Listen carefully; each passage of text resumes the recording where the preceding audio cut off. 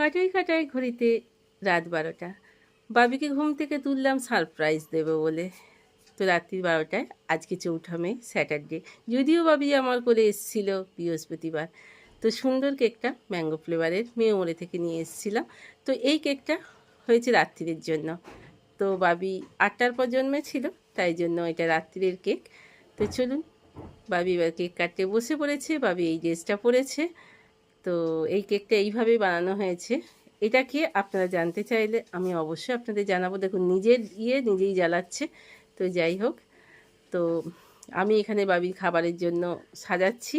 আর এখানে আমি লিখে দিয়েছি শুভ জন্মদিন, এবং সুন্দর ফুলের একটা রাস্তা বানিয়ে দিয়েছি বাবি যাতে হেঁটে গিয়ে আমার ঘরে মা লক্ষ্মী হিসেবে ঢুকতে পারে।